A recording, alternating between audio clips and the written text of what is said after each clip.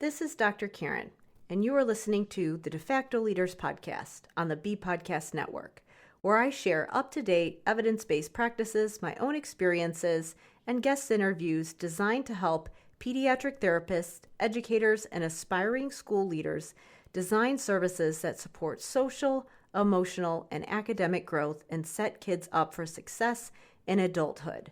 Whether you want to learn effective strategies for your therapy session or classroom, be an influential leader on your team, or find creative ways to use your skills to advance in your career, I've got you covered.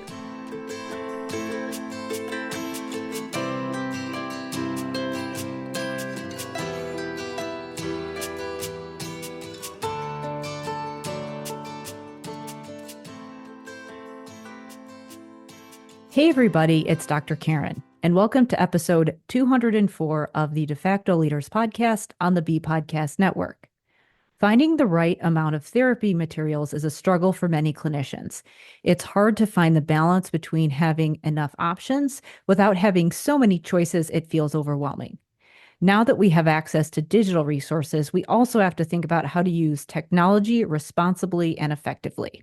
That's why I invited Dr. Karen Rose from Cognishine to episode 204 to discuss how digital platforms can minimize cognitive fatigue and improve communication on multidisciplinary teams. Dr. Karen Rose has over 2 decades of experience as a pediatric speech and language therapist, fueling her passion for improving healthcare globally. As the Vice President of Research and Clinical Development at Cognishine, she provides clinical and academic guidance, oversees research projects, and supports product development to help ensure they are grounded in evidence-based practices.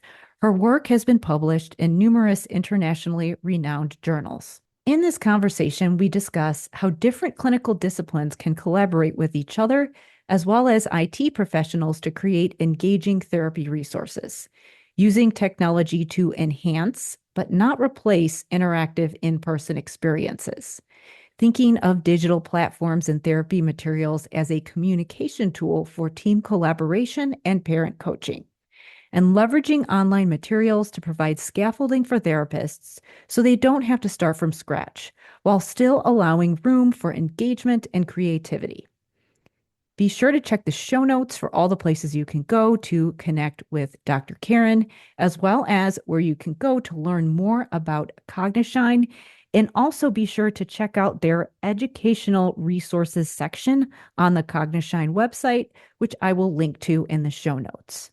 Before we get going, I wanted to remind you to check out the School of Clinical Leadership, my program that helps related service providers develop a strategic plan for putting executive functioning intervention in place in collaboration with their school teams.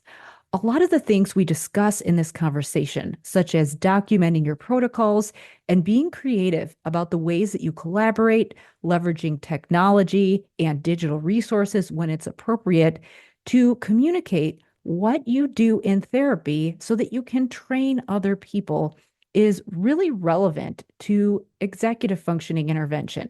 A lot of times we have to think about what we do in direct intervention and think about how we might make it simple enough that someone else could do it, and how we might be able to train a parent or a teacher to do some of those strategies in the classroom or in the home.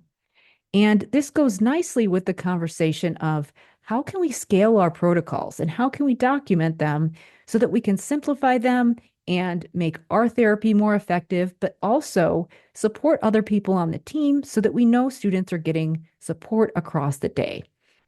In the School of Clinical Leadership, I give you a framework for building important executive functioning skills that are going to help students engage in self-talk, visualization, utilizing language skills, and also thinking about planning for the future, all of the things that kids need to do in order to self-regulate and be successful in school and life. You can learn more about the School of Clinical Leadership at drkarendudek-brannan.com/clinical leadership. Now, please enjoy this conversation with Dr. Karen Rose.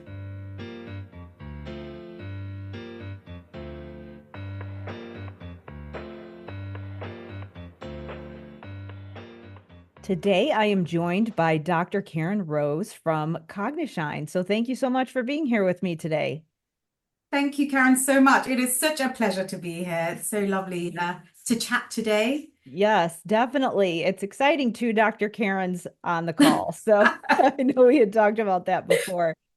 I know. So Yeah, it's funny. Yeah, it's nice to meet another one. So it is. It is.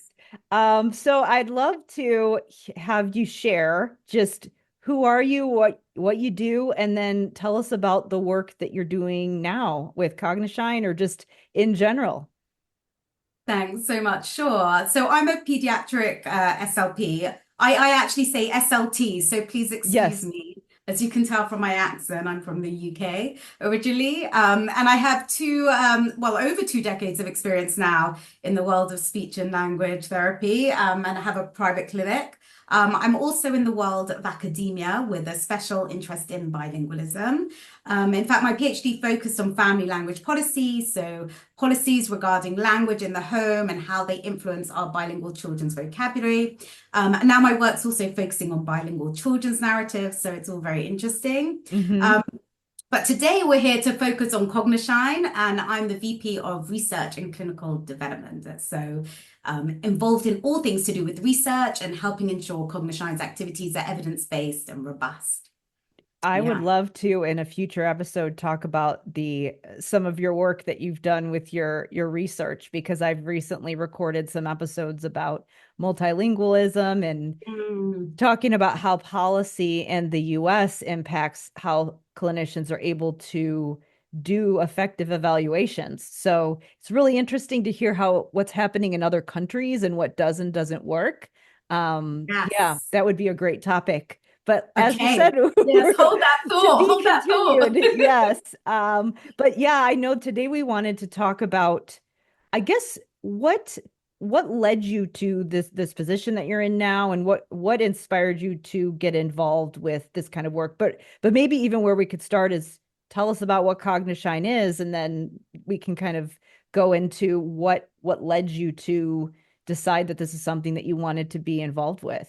Sure. So Cognishine believes in the use of advanced digital tools to enhance educational and therapeutic interventions. So with the aim to ease the workload of therapy teams, to connect health and education professionals as well. And today we're talking about children. So the platform's suited for all ages, from kindergarten to high school, supporting students with diverse needs. So it takes basically traditional analog therapy tools and methods and processes used by speech language pathologists and others, and transforms them into digitalized activities. So if we're working on auditory memory strategies to aid name recall, often we would maybe search for pictures in Google and print them and cut them and laminate them and create a game, but we can simply digitalize that process using real photos. We can even personalize the activity. We can use photos from children from the same age group. And with permission, we can even include faces from the therapy team. So it's quite a simple concept in a way. The concept is simple, and the idea is to result in high quality functional digital activities, supporting therapists to help their students reach their therapy goals. So that's Cognishine. And why I'm here with Cognishine is, I think, firstly, the team. The team is around 35 individuals with expertise in healthcare and technology and business. So at the heart of Cognishine is this kind of passionate, skilled team. And I love the fact that most are therapists. So one of the founders is actually an OT herself. So we have therapists creating tools for therapists, and we're learning from each other. So for instance, SLPs are learning from OTs and vice versa. And I actually kind of really feel that as therapists, we need to be part of these digital solutions that are being created at the moment. It can't just be people from technology and business, because we understand the needs of our students better than anyone. And think that when therapists see this platform, they'll really see the involvement of therapists reflected in the activities. So I think the team itself was one reason, and another was the professionals involved are actually from different countries, around 8, if I'm not mistaken. Wow, Yeah. that's cool. Right. And that means that we have the ability to adapt the platform to different languages, different cultural backgrounds. And as you know, we've just been speaking, bilingualism is close to my heart. So we have activities. The platform's actually available in like English and German and Hebrew and Arabic and Russian. And by the end of the year, we hope to have Spanish and Turkish. So this multilingual and multicultural element of Cognishine was, of course, very, naturally sparked my interest as well. Yeah. So I have so many questions, but what disciplines you mentioned SLP or SLT, depending on what country you're from, but speech pathology, speech therapy, occupational therapy, what other disciplines are involved in the creation of this tool or as far as availability of therapy materials? So we actually find that mental health are sometimes using our materials. Okay. Educators are sometimes using materials as well. We're expanding all the time. So in fact, we want to develop elements of mental health as well. We're considering physios, like including videos of exercises and things. There's a lot to come. So we're a startup that is growing and developing all the time. That's interesting how sometimes it can be created initially for one discipline, but then other disciplines can still find it useful. And I think that's great. Like I started off by focusing on the literacy with SLPs, and I do sometimes get homeschool parents or teachers or reading specialists or other professionals who are involved in language that are like, hey, am I allowed to join? And I'm like, of course you're allowed to join. And then with the executive functioning, I intentionally broadened who that was for, because that is something, as you said, it touches on mental health and social emotional learning and all of the other cognitive skills that we would need to just function. So that to me is, intentionally for speech pathologists, counselors, social workers, psychologists.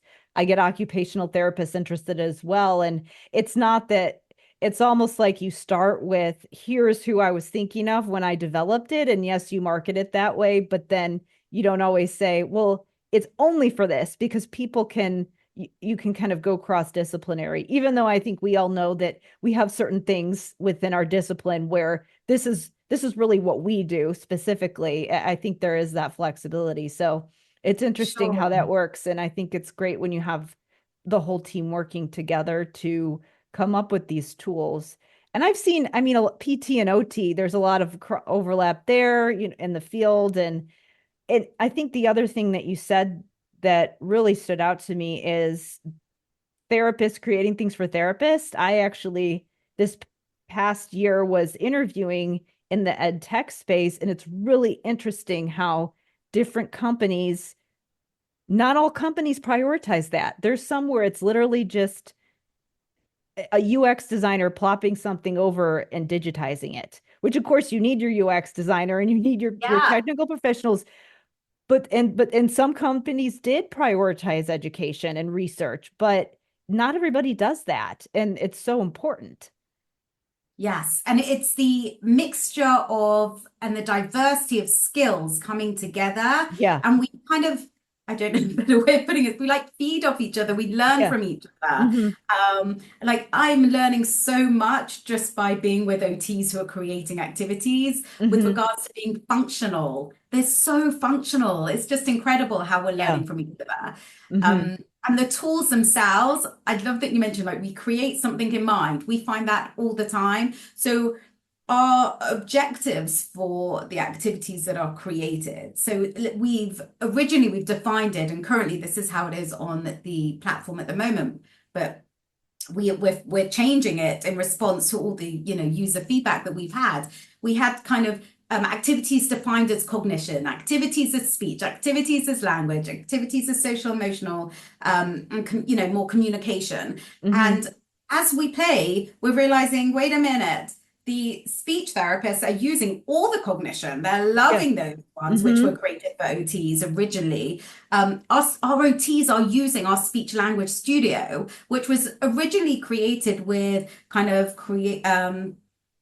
making your own tools that focus on specific speech sounds. But we've realized OTs use it because they don't identify it. But I've got to be clearer. I think it's you go into the studio and there's a huge filtering system, so you can identify which sound you want to work on, which syllabic structure, if you want the sound to be an initial, medial, final position, etc. But also which categories you might want it, that you want to work on all fruit or vegetables or transport, depending on the interest of the patient. So it means that we as therapists can go, right, I want to work on initial S, and then all of the pictures beginning with initial S will come up. And I can create memory games or flashcards. But our OTs are just going, right, I don't care about necessarily, what sounds are in the words, but I'm just going to use categories, and I'm going to use, I don't know, parts of the body and create a memory game.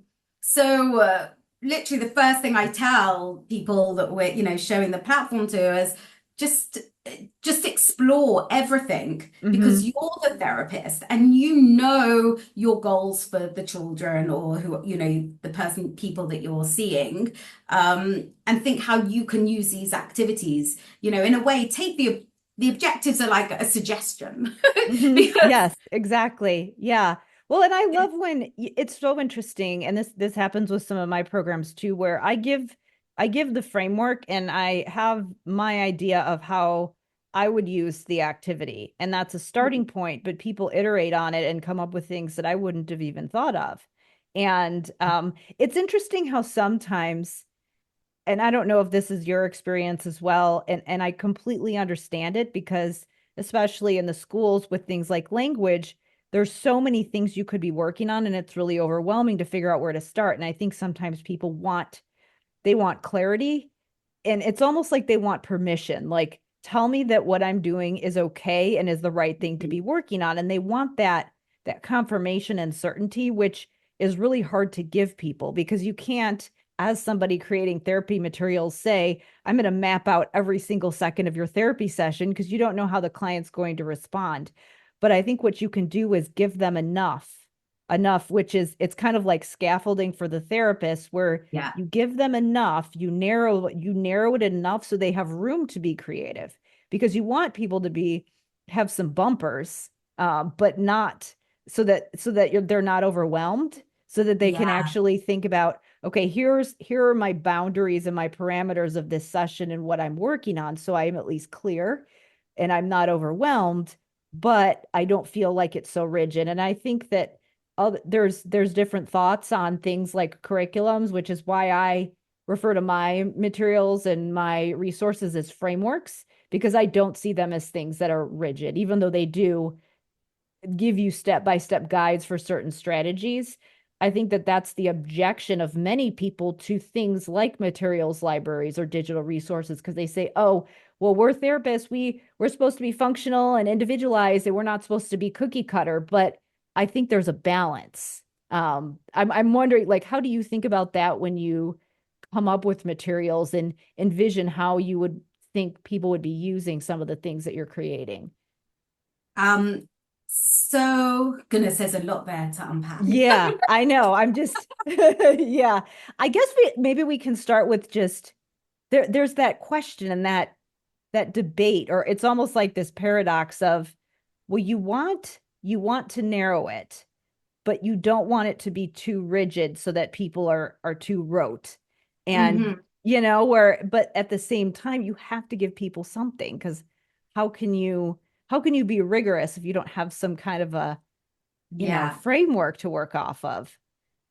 So chime in if you down the, so I think you mentioned about this kind of clear therapy goals. So I think it's for the therapist to come with their therapy goals. I think that's really important. I feel that maintains kind of the focus of the session to ensure that it's efficient and productive. Yeah. And kind of reduces our time, wasting time on getting lost down that rabbit hole. Right. Or putting things together, like you said, with all the laminating and everything. Yes, yes. So I think once we have, and this is for like analog and digital, right? To have Yeah. clear therapy Right. goals. And then the idea with digital platform, I think we can take advantage of their filtering system. So a good filtering Oh, system, yeah. we can identify the area that we want to focus on. So, and we're always developing this filtering system to make it more and more intuitive. Mm-hmm. So you can say, okay, I do want to focus on language, or I do want to work on speech. I can consider the area of interest of the child that I'm seeing. And I can also consider kind of the difficulty level as well. So there's Yeah. lots of different elements. There's kind of what's my aim? What's a therapeutic, the area? Use the filtering system to identify, Mm-hmm. the kind of activities that cover those areas. Identify within the activity kind of the difficulty level, because any good system will enable you to, increase or reduce the difficulty or the complexity of the task as well. Mm-hmm. And also consider the area of interest as well. So it's engaging. Um, so there's that element. And then I feel like that will help focus you.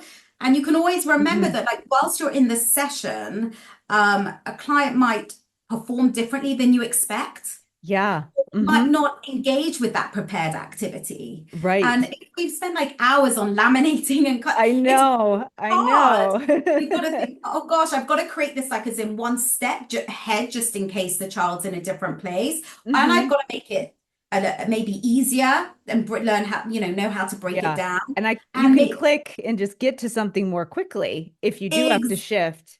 exactly. It Mm-hmm. provides like an instant access to alternative activities that can be used to target that same goal, maybe in a different way. Mm-hmm. So, let's say picture description didn't engage the child. So you quickly just change the format to videos, Yeah. or the topic change, but you want the same level of the same challenge. Yeah. So this is something we just can't do as easily with analog tools. Yeah.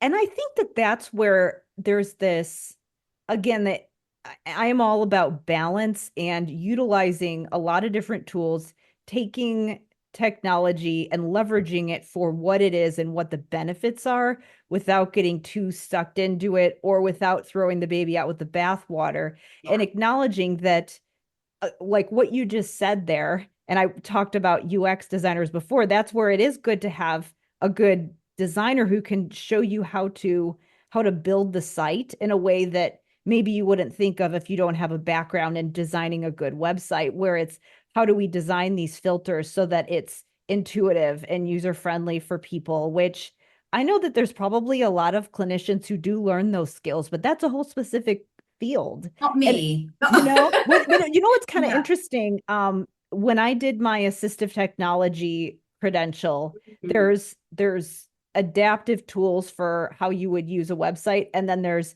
UX design, which is just how would anybody use a website, and there's some overlap there where good UX design sometimes does, it's almost more like universal design, where it does actually make things better for somebody who maybe has a hard time just visually scanning or attending to different things, but it's good for everybody. It's good for how people would normally navigate the page. But I think one of the other things you said about how there's certain things that you can do digitally, like quickly searching, that you Yeah. can't do with analog tools, but I don't Yeah. think anybody would say that we're not going to also have kids physically writing or physically reading books in conjunction with something that you would do digitally. And I think that's kind of the hesitation of a lot of people, where like, wait a minute, we actually need to have kids physically writing. And of course we should be doing that as well. So Yeah. I think that it's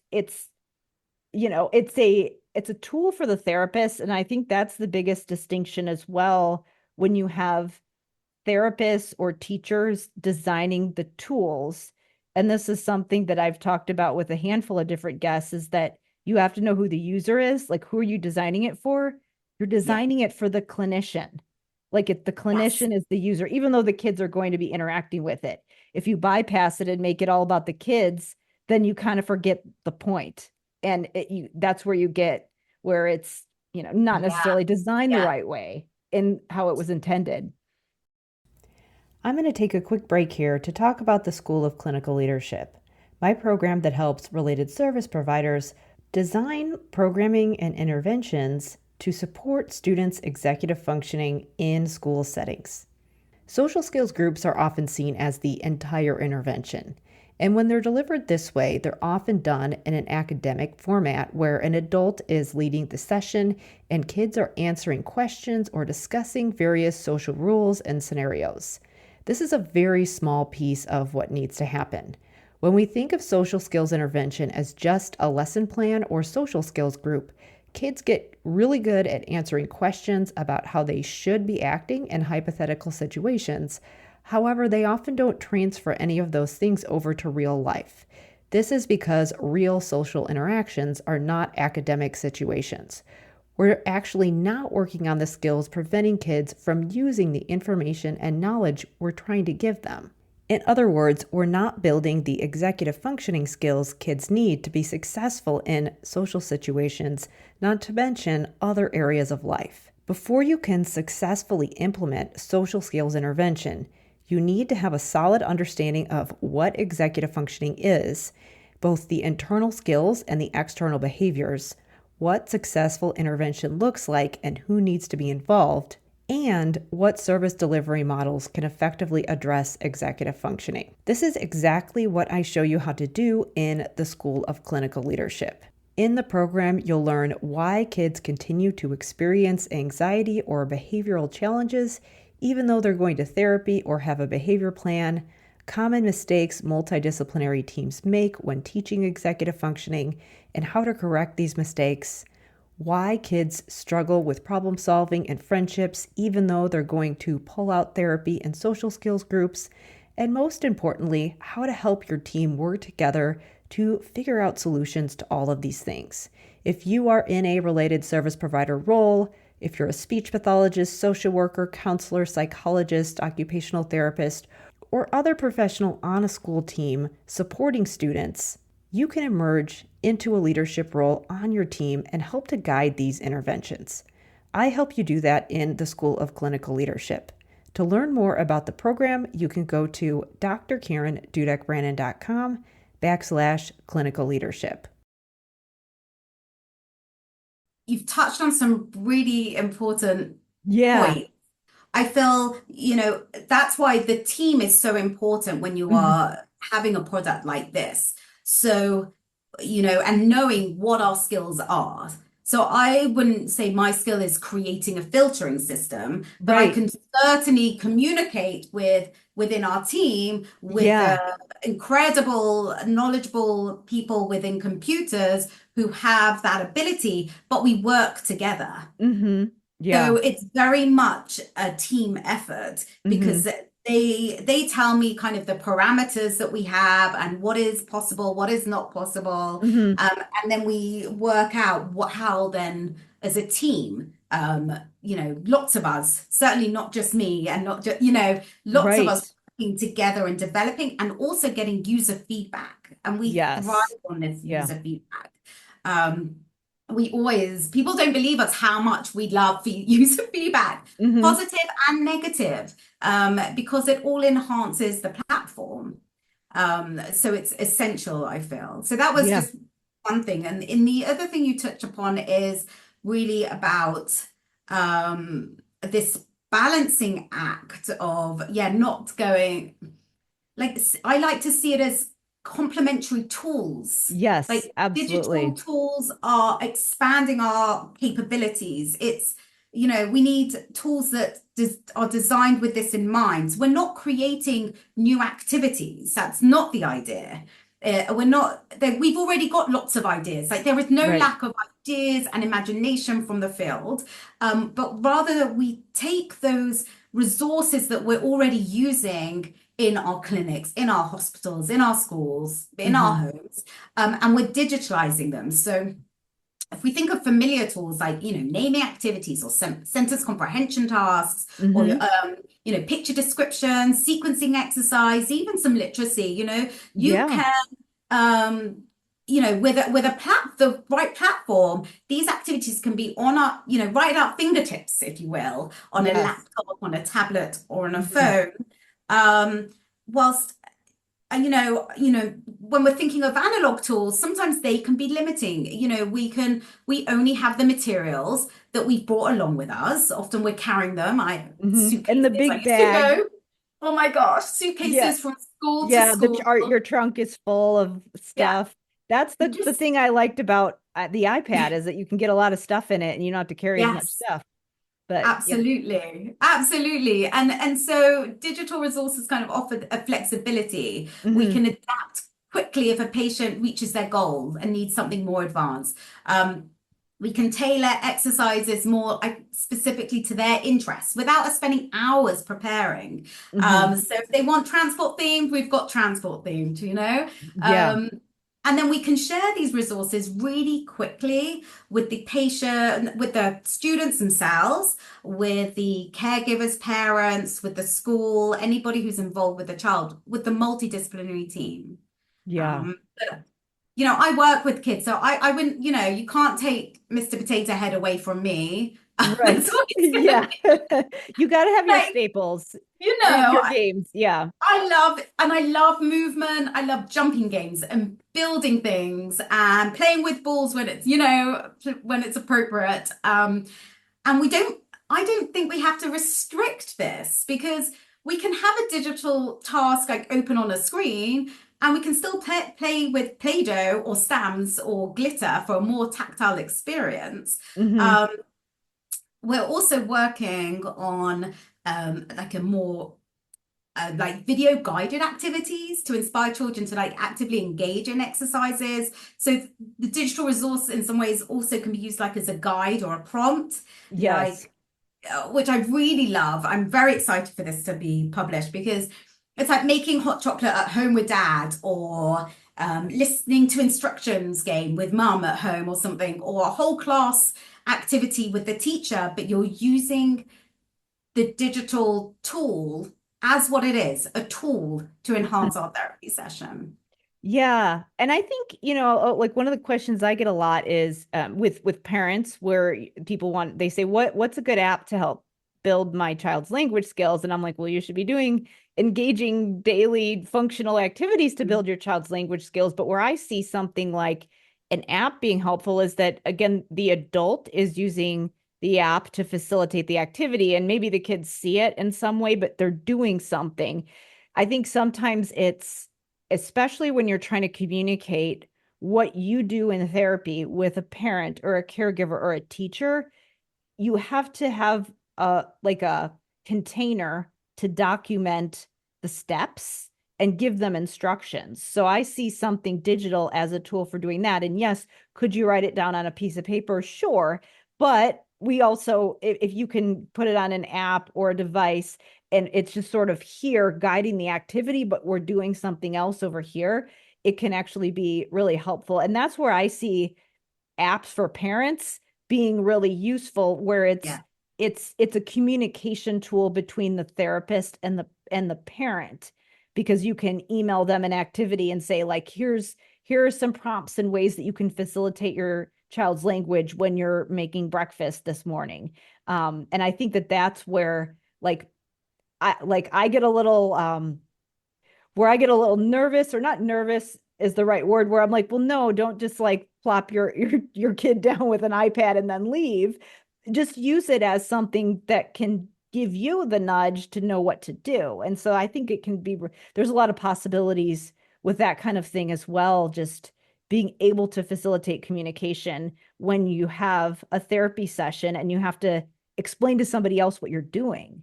I mean, I think that's Mm. another big possibility with digital tools as well. Or even just looking back and being like, what do we do? What do we do yesterday? Yeah. Like, what kind of, do you have different tracking tools and data collection tools that you're looking into or that you're starting to build?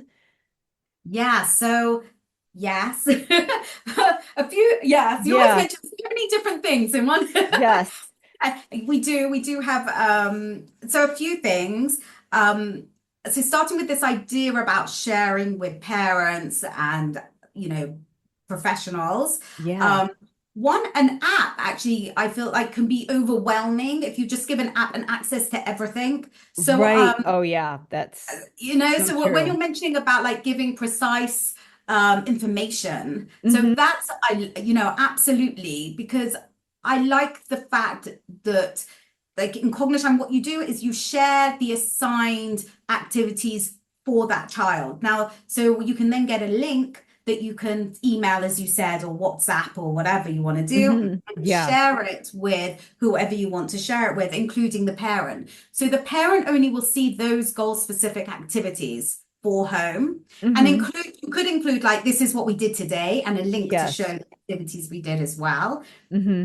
That's easily done too. But what you're doing is you're kind of saying these are the targets. It's not just like a whole, here's access to the whole app. Yeah. These are Hmm. what we're targeting on, and you don't need to be overwhelmed by too many choices. This is what I want you to do this week. Because I think, yeah, that's just like one thing you're mentioning. Hmm. And the other thing with regards to monitoring, it's possible currently to monitor, or the therapist monitors, obviously, not we see as therapists, we Right. can access data on how much time you have been in the therapy session and what activities you've done and the length of Hmm. time you've been Yeah. doing those activities. And then you can also monitor home. So you can Oh, see cool. if the child has been doing those activities, if it was like a second, if they just logged on and logged off, if there was a particular activity they spent ages on, if they didn't do the activities, like was it because they weren't as engaging as you had thought, or they weren't at the right level? So you do get very important feedback with Yeah. regard, Or did and the parent know how to log it in too? I mean, I'm yeah, sure there's a yeah. training. I'm thinking about that because I'm working with a therapist, a physical therapist online, and of Mhm. course she can't call it physical therapy because of the licensure thing. But anyway, she's giving me exercises, and I can put in what like how much weight I lifted and what Mm. exercises I did. And again, I actually don't like looking at a device when I'm working out, but it tells me what to do. It gives that scaffolding and that clarification because Yeah. as you said, I think people don't realize that less is more. If you give somebody access to an endless amount of activities, especially a parent who's already overwhelmed, it's they don't do anything because they don't know Oh, where to it's too much. start. Yeah. I mean, just giving them something really concise is really powerful. You're talking about like us as therapists being overwhelmed with all Yeah, our decisions that we right. have to make. We don't need to pass that on to parents or I know. I know. they've got enough on their plate, Absolutely. we know what the therapy goals are, and therefore the activities we provide should be focused. Right. Um, yeah, absolutely. I think Yeah. honestly, sometimes when people think about home practice or even parents, like they feel like they have to be doing all of this stuff. And you know what? I think consistency is more important than perfection. Like if you can Mhm. do something for 5 minutes a day, if you were doing nothing and now you're doing something for 5 minutes a day, that's huge just to build that habit. And if something like this and using a tool can start that Yeah. process, that can make a big Yeah. difference for a family. Yeah. Yeah.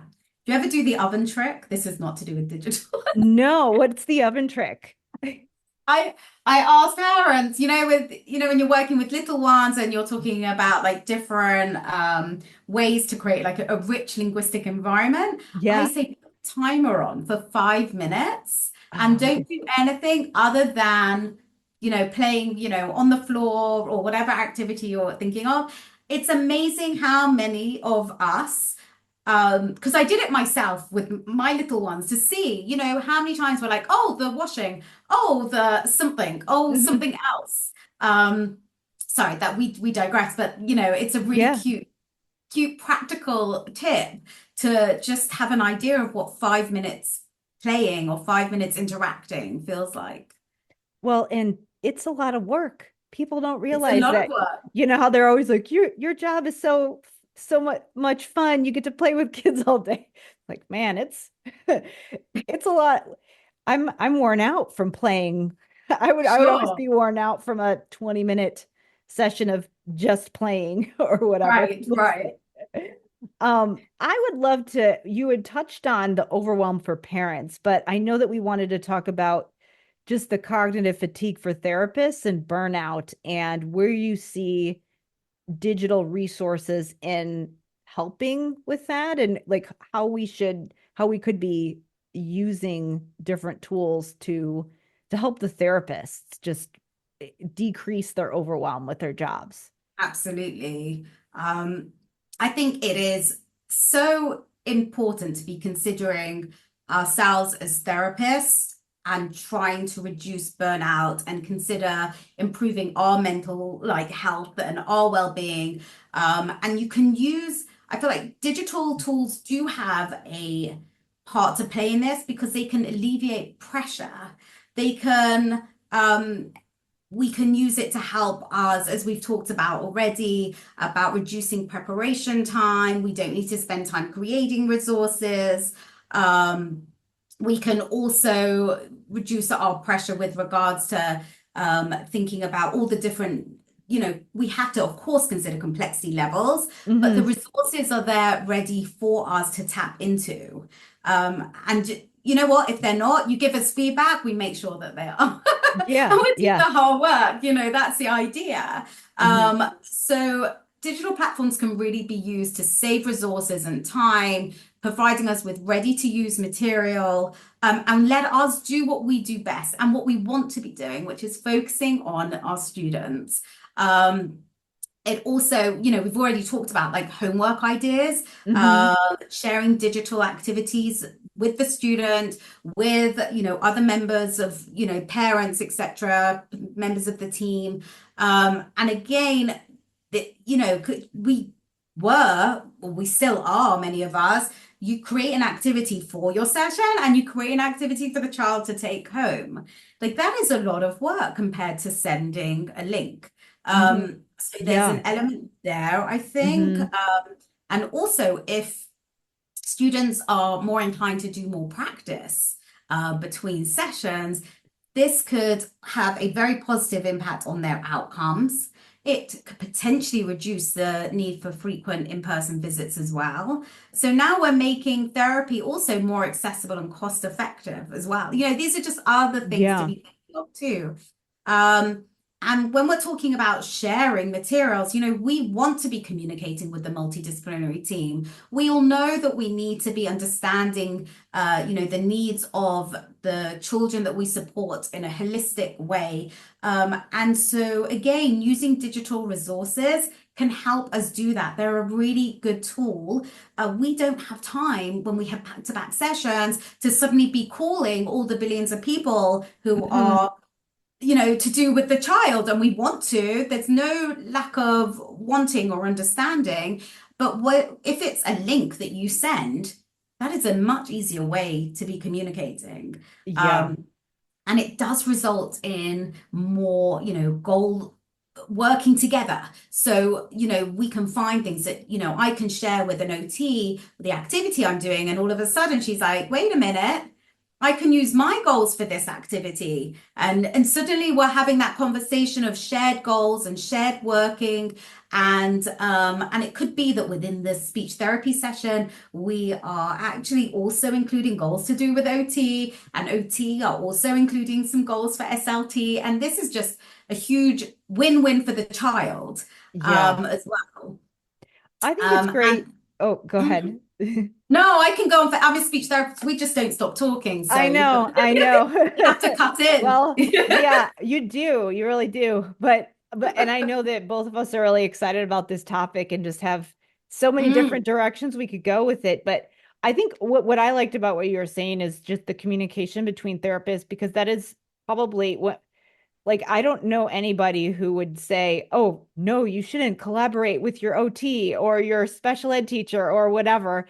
But they don't do it because when do we have time for all these face-to-face meetings? And of course, some like you do need FaceTime with people. That's really important, but yeah.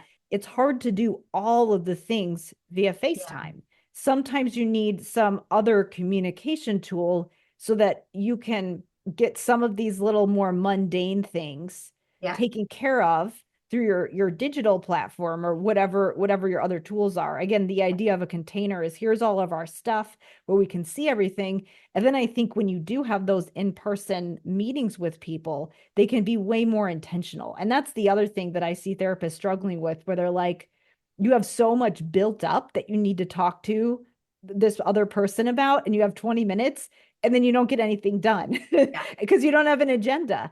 And if you can use the tools to kind of streamline your process and what are we working on and what do we really need to talk about when we are in person, then that can actually help with that collaboration. And I think that it's like you can meet without meeting, not that you're trying to eliminate that, because sometimes Yeah, you of really do need to course. No, talk to you need. people, but it can help. It can be this additional tool that you use.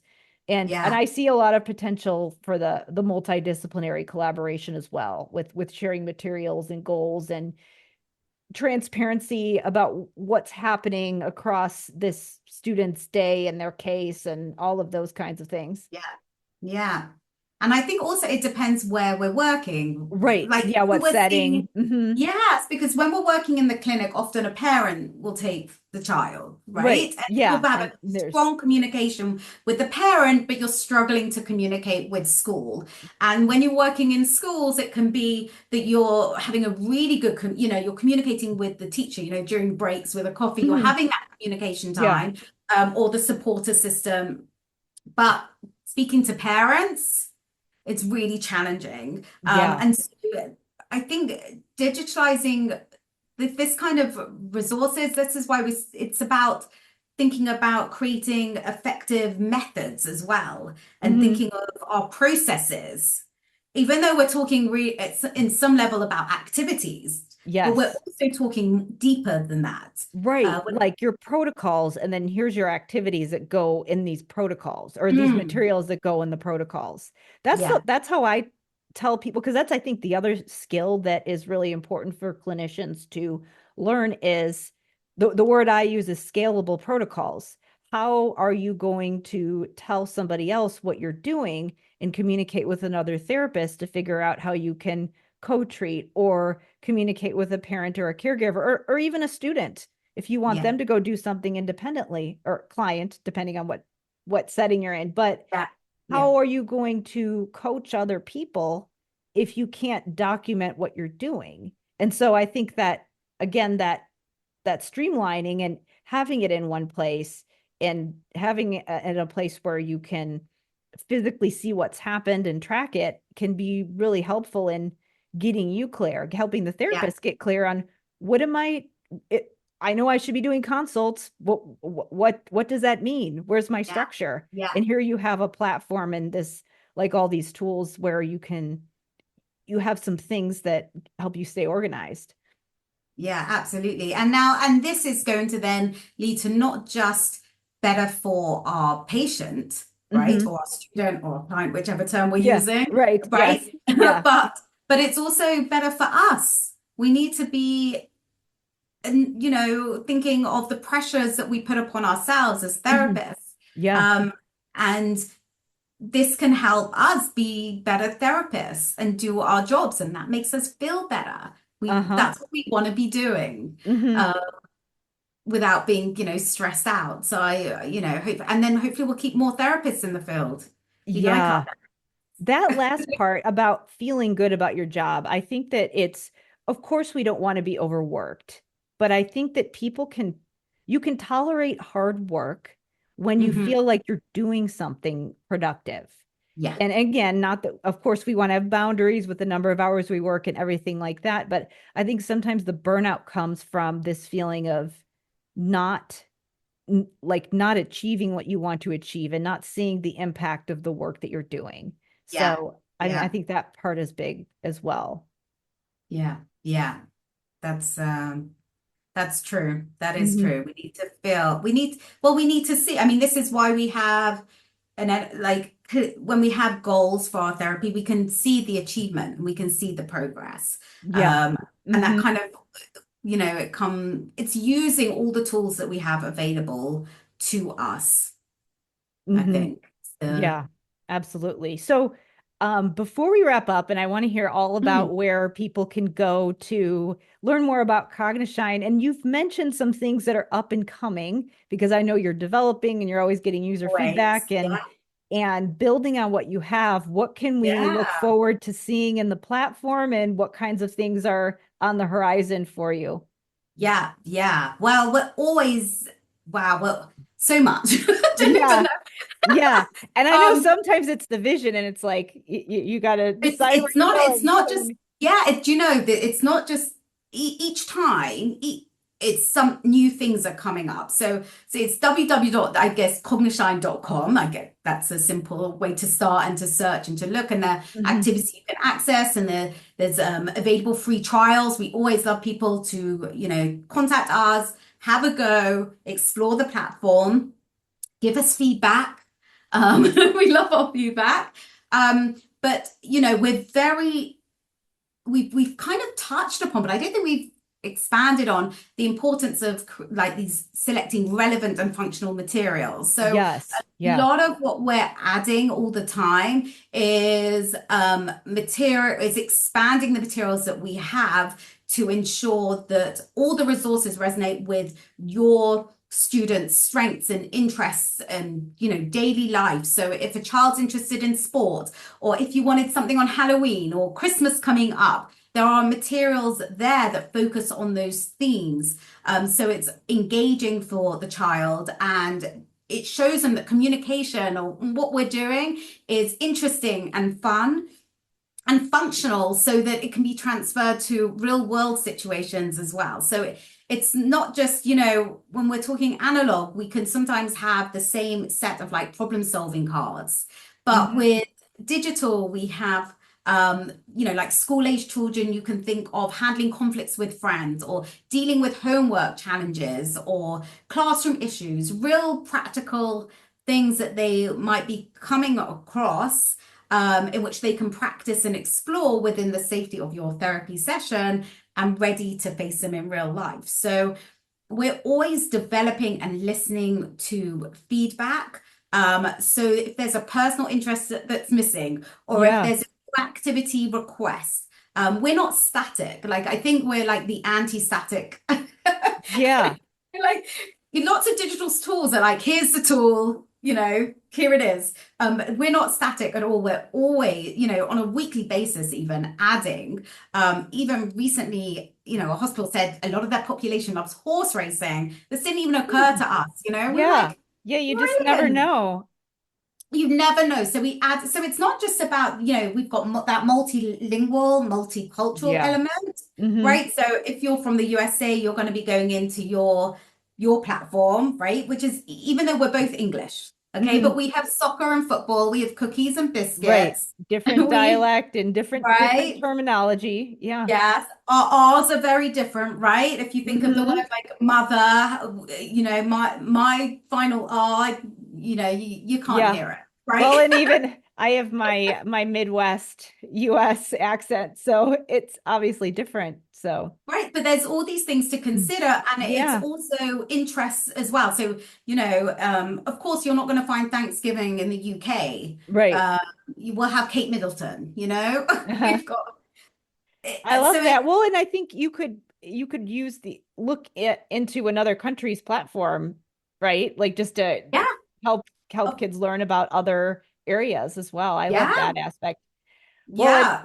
something that I've been thinking about a lot is I've had a couple people on recently to talk about dynamic assessment and multilingual evaluations. Mm, And yes, we want to leverage standardized tools as much as is appropriate, and we want to be rigorous and have our materials that we use for evaluations, but sometimes you need to go outside of what you have it with your standardized tests. So I think it's really interesting when people come up with dynamic assessment tools, they kind of create their own protocol. And when you have a mm, student that speaks multiple languages, you really have to think about not just the language, but the culture. So absolutely. there's many people who know way more about this than I do. And that's why I always have No, but guests that come in and talk about it. It's what you're saying is it's so important because we have English is the language, right? Yeah. But we have American English, British Yes. English, Canadian English, right? These platforms are different. But everyone's like, oh, but why? Because you've got English, right? And it's the same, by the way, with like we're working on Spanish. Oh, yeah. But it will be very different from if you're looking at the country and we go to Spain, we'll choose Spanish, and I go to the USA and I choose Spanish. Yeah. Even then, the materials need to be different because the children are having completely different cultural experiences. So there's so many things to consider, which I love. I love that. That's the interesting part. Is how best can we meet the needs of the children that we're seeing. That's the point. And to consider all these things, whilst not being overwhelmed. Right. But I think that's really what makes Cognishine unique is that you have all of those language and cultures represented, because a lot of materials libraries are great, but it's no fault to the people who developed them, but they don't, like, you need a huge team and different people to weigh in to do that well. And so it's just, you know, like kind of some added value that makes you unique, and that you have all of that, all of those resources and the different team members who can give that input. Yeah, absolutely. Yeah, thank you. Yes, we try very hard. Yeah. Yeah. Well, I'm excited to see what's to come in the future. Where can people go to? I know you mentioned Cognishine's website, but where can people go to learn more about you and all the work that you're doing? And oh goodness, I guess any additional things. Yeah, I'm LinkedIn. You can find me on LinkedIn. We can provide a link, I'm sure. Can we do that? Yes, we can. We can link to anything in the show notes that you would like. So fantastic. Yeah, with pleasure. And people are always welcome to contact us. We're always interested to hear ideas. Anyone interested, you know, not just to use it as you know, of course, with your practice, you know, with pleasure, but also for research purposes as well. There's so many questions and so much potential here. But also, you know, universities to get involved, therapists with questions that they want to explore, this kind of thing as well. So yeah, and I know we didn't even get to talk about like what's in development aside from like so much. The filtering system is being updated. There's a lot to come. But I don't want to, you know, overwhelm the listeners with so much information. Well, we can link to, I mean, all the places people can go to stay up to date and learn about all the different things you're building. Because I'm sure, in 3 months there might be some new things, you know. Without a doubt, without a doubt, we're always adding. So yeah. Well, thank you so much for being here with me today. Thank you so much. It's been such a pleasure chatting. It's you know, my favorite topic. Yes, definitely.